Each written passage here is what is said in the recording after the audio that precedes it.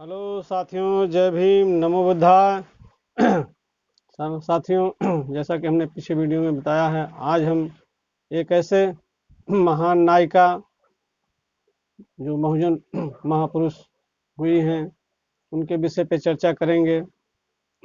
एक ऐसी वीरांगना जिनका कि यहाँ तो कवि किताब के माध्यम से एक बहुत छोटा सा परिचय दे रहे हैं साथियों, लेकिन उनके विषय में जितना भी कहा जाए वो बहुत ही कम है। आज की वो मौजूदा स्थिति में आज ये वीडियो बनाने तक वो देश में मौजूद हैं। आज हम बात करेंगे बहन मायावती जी। यूपी में रचा इतिहास, उन्होंने यूपी में इतिहास रचा है। उनके जितने भी गुणगान किए जाएं, चार चार बार वो देश की मुख्यमंत्री, उत्तर प्रदेश की मुख्यमंत्री रही हैं और उन्होंने बहुजन समाज के लिए जो काम किया है, खासकर वो दलित समाज से आती हैं, दलित परिवार से आती हैं। एक तरीके से कहा जाए बाबा साहब के बाद मानवर कांसीराम साहब आए उनके उत्तराधिकारी के रूप में, और कांसीराम जाने के बाद जो है कि बहन जी जो है कि उत्तराधिकारी के रूप में अभी मौजूद कार्य कर रही हैं देश के लिए, बहुजन समाज के लिए। अब वो सर्व समाज के लिए कार्य कर रही हैं। अगर ये कहा जाए कि वो डॉक्टर साहब की वो तीसरी उत्तराधिकारी हैं, तो इसमें शायद मेरे हिसाब से तो ये कोई गुरेज नहीं होगा, क्योंकि उन्होंने जो बहुजन समाज के लिए जो कार्य किया है उसकी जितनी भी सराहना करना हमारे लिए, तो उनकी सराहना कर पाना ये संभव नहीं है, क्योंकि इतने कार्य उन्होंने किया है उसकी विश्लेषण किताबों में मिलेगी साथियों, लेकिन यहाँ वीडियो के माध्यम से हमें छोटा सा परिचय मिला हुआ, हम वहाँ कर नहीं सकते हैं कि चार चार बार उन्होंने उत्तर प्रदेश की कमान संभाल करके और जनता को जो सुकून और चैन दिया है, और जो जो चीज़ सरकारी कामयाबी में उन्होंने किया है, नौकरी में, पेशा में, सुरक्षा में, और मान लीजिए शिक्षा में, स्वास्थ्य में और सुरक्षा में जो उन्होंने सुधार करके, और जो वंचित समाज, जो शोषित वंचित तबके के आदमी थे, पिछड़े वर्ग के थे, लोग थे, इनको जो सुख सुविधा उन्होंने पहुंचाई है, उनके सरकार के बाद से जो सुख सुविधाएं मिली है, उनका बहुजन समाज सदैव ऋणी रहेगा साथियों, सदैव ऋणी रहेगा। बल्कि इस बात को मैं यहाँ कहने में गुरेज नहीं समझूंगा कि जैसे आज बाबा साहब के जाने के बाद बाबा साहब को लोग पूज रहे हैं, मान रहे हैं और दिलों में ठान रहे हैं। कांसीराम को भी जाने के बाद, माननीय कांसीराम साहब ने जाने के बाद उनको भी लोग पूज रहे हैं, मान रहे हैं। ठीक उसी तरीके से आज अभी बहन जी मौजूदा है, तो उसे उतना मान्यता लोग समाज के नहीं दे रहे हैं, लेकिन उनको कल जाने के बाद शायद है कि वो घर घर में पूजनीय हों और घर घर में लोग उनको पूजें। ऐसा कोई हर्ज नहीं है कहने में, जहाँ तक मेरा अपना विचार है।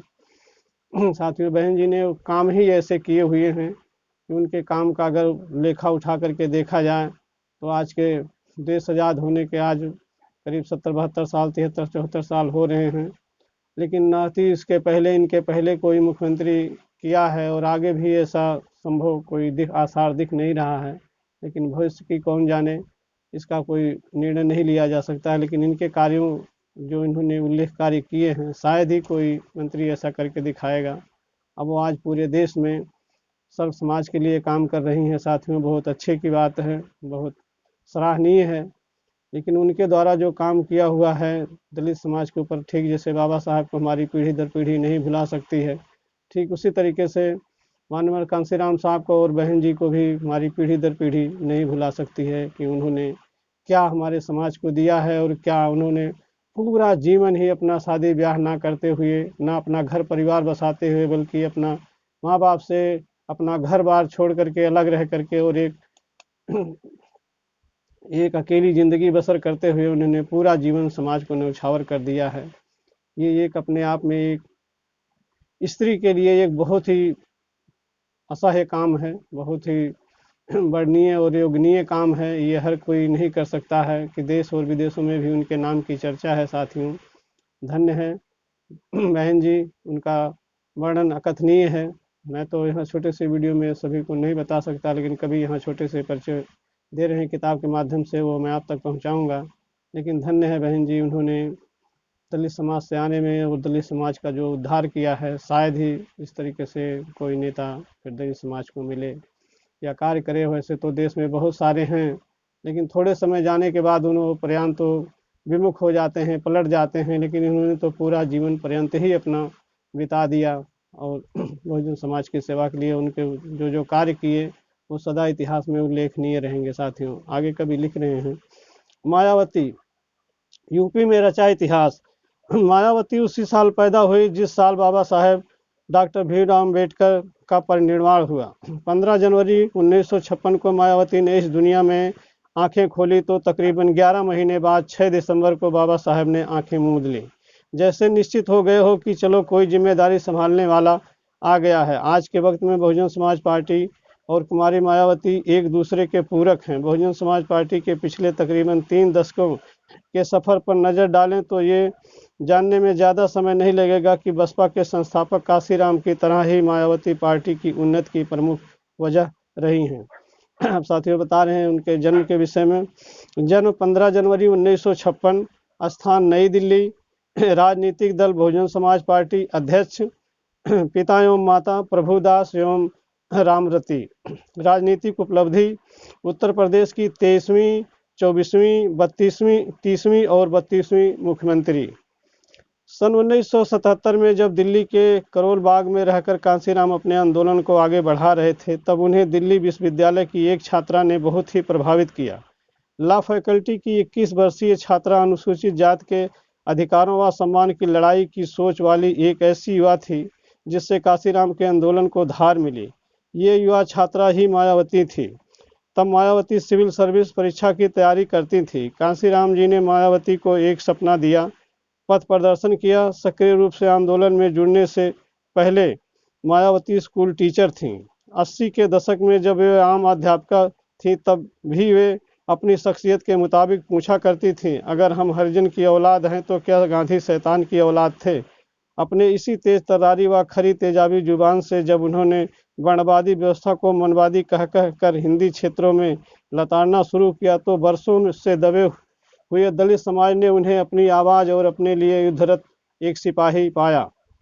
हर चेतना संपन्न दलित की तरह यह मायावती भी दलित आंदोलन की पहली समझ बाबा साहेब डॉक्टर अम्बेडकर की जीवनी और उनकी किताबें पढ़कर आईं। इस किताबों से मायावती का पहला परिचय उनके पिता ने कराया। मायावती का राजनीतिक जीवन इतना आसान नहीं रहा। मायावती पहले बामसेफ और फिर DS4 में सक्रिय हुई। दोनों संगठनों की स्थापना क्रमशः 1978 और 1981 में हुई थी। उस समय इन संगठनों से मायावती का जुड़ाव यह साबित करता है कि सत्ता उनका साध्य नहीं थी, वह खुद के तय किए उद्देश्य के लिए लड़ रही थी। यह वह समय था जब दलित आंदोलन का कोई भविष्य नहीं दिखता था। कोई मानने को तैयार नहीं था कि बहुजन आंदोलन कभी सफल भी होगा। साथियों यहाँ थोड़ा सा विचार करेंगे कि बहन जी ने बहुत ही कठिनाइयों के साथ अपनी पढ़ाई पूरी कर करके और जो है कि पहले वो DS4 में गई और इसके बाद बामसेफ ज्वाइन की, फिर DS4 ज्वाइन की। इसके बाद वो तालमेल उन नेताओं से ना मिलने के बाद उन्होंने एक अपना अलग से करियर बनाने की सोची और कांसीराम के साथ में मिल करके उन्होंने निभाया। हालांकि कांसीराम साहब भी जीवन पर्यंत उन्हें लास्ट में अपना उत्तराधिकारी घोषित कर करके गए। आगे की लाइनों में कवि लिख रहे हैं, मायावती आज जिस मुकाम पर हैं वहां तक पहुंचने के लिए उन्होंने कड़ा संघर्ष किया। निजी जिंदगी में परिवार के स्तर पर भी उन्होंने बहुत तकलीफें सही। 1984 में बहुजन समाज पार्टी पर ही मायावती सक्रिय राजनीति में उतरी, लेकिन पिता उनके राजनीति में आने के विरोधी थे। पिता ने कहा कि अगर कांसीराम का साथ नहीं छोड़ा तो उन्हें परिवार से अलग कर दिया जाएगा। इसके बाद मायावती ने मिशन के लिए घर छोड़ दिया, उनका साथ दिया बड़े भाई ने। पास में था तो बस 7 साल की नौकरी से बचा कुछ पैसा। अपने भाई के साथ अलग कमरा लेकर रहने लगीं। जल्दी ही लोगों ने दुष्प्रचार शुरू कर दिया। राजनीति में प्रवेश करते ही मायावती की बेहिसाब मुश्किलें शुरू हुई। अपनी पहली राजनीतिक जीत के लिए उन्होंने कई साल का इंतजार करना पड़ा। 1984 में बसपा के गठन के बाद से ही मायावती ने कैराना से चुनावी सफर शुरू किया। इस मुकाबले में जीत तो कांग्रेस प्रत्याशी की हुई, पर मायावती ने भी अपनी दमदारी उपस्थिति दर्ज कराई। इस चुनाव में मायावती ने 44,445 वोटों के साथ तीसरा स्थान प्राप्त किया। फिर आया 1985 बिजनौर का उपचुनाव। इस चुनाव में वह 61,504 वोटों के साथ तीसरे स्थान पर रहीं। मायावती को चाहने वालों की तादाद बढ़ रही थी और साथ ही वोटों की संख्या भी। 1987 में हरिद्वार सीट से 1,25,399 वोटों के साथ वह दूसरे स्थान पर रहीं। इतने प्रयासों के बाद सन 1989 में बिजनौर से 1,83,189 वोटों के साथ वे पहली बार सांसद के लिए चुन ली गई। साथियों यहाँ थोड़ा सा विचार करेंगे कि किसी भी नेता के लिए सफलता इतनी आसानी नहीं है कि वो आज को आया और 2 जगह भाषण दिया, इसके बाद उसे जनता स्वीकारी, जनता भी देख करके ही स्वीकार करती है। जैसा कि हाँ बहन जी के साथ हुआ, 3 चुनाव वो हार करके चौथी बार उन्होंने इलेक्शन के लिए लड़ा और चौथी बार उन्होंने जा करके वो सदस्य चुन ली गई और देश की सांसद तक वो पहुंच गई, देश की जनता ने उन्हें साथ दिया।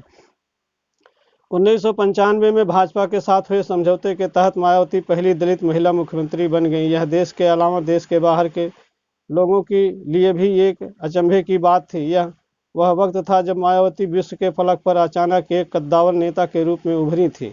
उनकी इन्हीं उपलब्धियों की बदौलत प्रतिष्ठित न्यूज वीक पत्रिका ने उन्हें दुनिया की 8 सर्वाधिक ताकतवर महिलाओं में शुमार कर चुकी थी।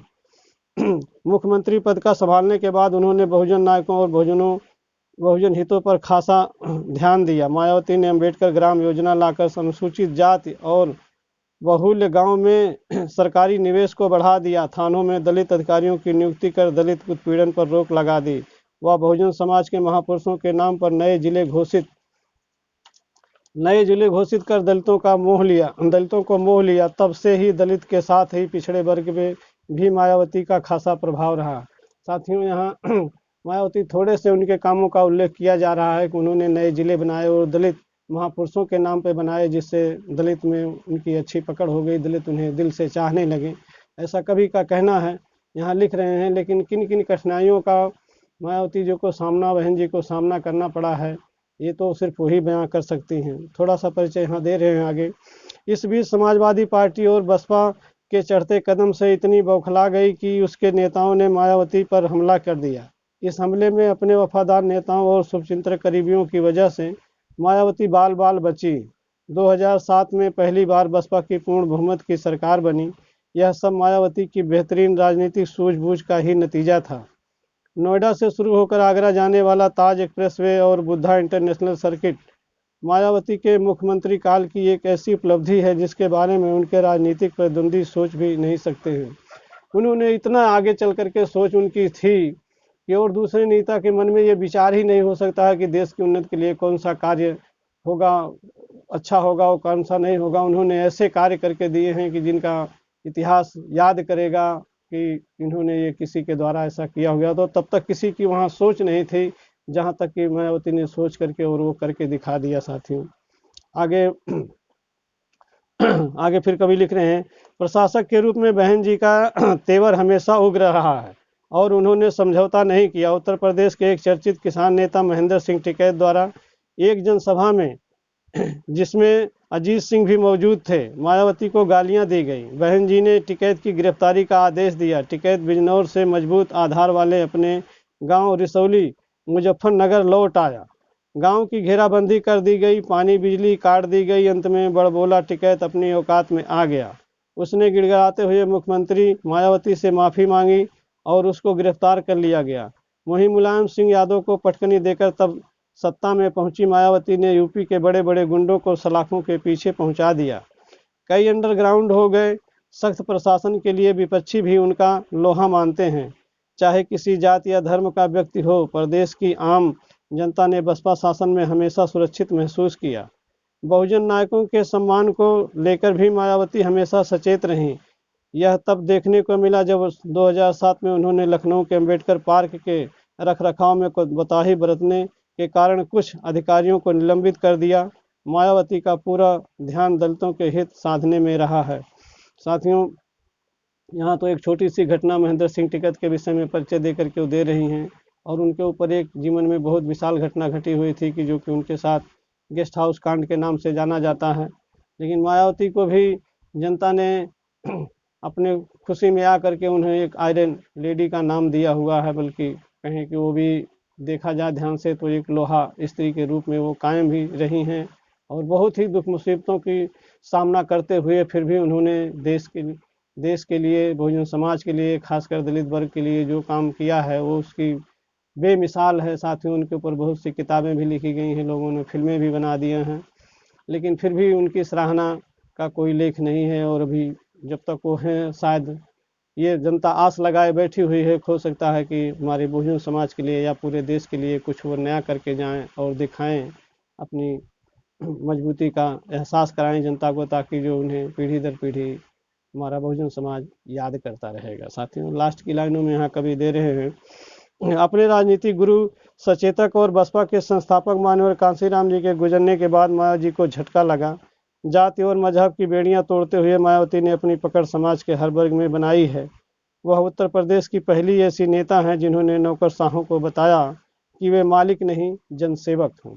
साथियों, यही थोड़ा सा सोच करें कि मायावती ने अच्छे अच्छे जो कि सामंतवादी और ताकतवादी या कह लिया जाए, बड़े बड़े हस्तियों से उन्होंने टक्कर लिया है, लोहा लिया है और लोहा लेकर के उन्हें पराजित किया है। इस सब की चर्चा तो यहाँ नहीं है, लेकिन बड़ी बड़ी कहीं कहीं किताबों में जो उनके साथ मुख्यमंत्रित्व काल में जो घटनाएं घटी हैं, जो वैसे भी आम जीवन में उनके साथ जो घटनाएं घटी हैं उनके साथ, तो लोग आसानी से भी नहीं माने हैं। कुछ को उनकी काबिलियत को देख करके झुक गए हैं, तो कुछ को झुकाना पड़ा है। इसलिए उनकी सराहना करना बेमिसाल है। साथियों, तो यहाँ वीडियो लंबी हो रही है, यहीं पर वाणी को विराम लेंगे। बाकी उनके विषय में और जानकारियाँ बहुत सी हैं, किताबों में दी गई हैं। हम तो यहाँ कभी एक छोटे से परिचय के माध्यम से आपको वीडियो तक पहुँचा रहे हैं। बाकी उनका हमेशा दलित समाज ऋणी रहेगा, पीढ़ी दर पीढ़ी उन्होंने जो कार्य किया है आज के समय में मौजूदा हैं, और अभी भी वो देश के लिए दिन पर दिन कर ही रही हैं। अपना पूरा जीवन उन्होंने बाबा साहब की तरह न्यौछावर कर दिया। साथियों, यहीं पर विराम लेते हुए सभी को जय भीम, जय भीम, नमो बुद्धाय। आगे फिर किसी महापुरुष पे चर्चा करेंगे साथियों, तब तक के लिए जय भीम, नमो बुद्धाय।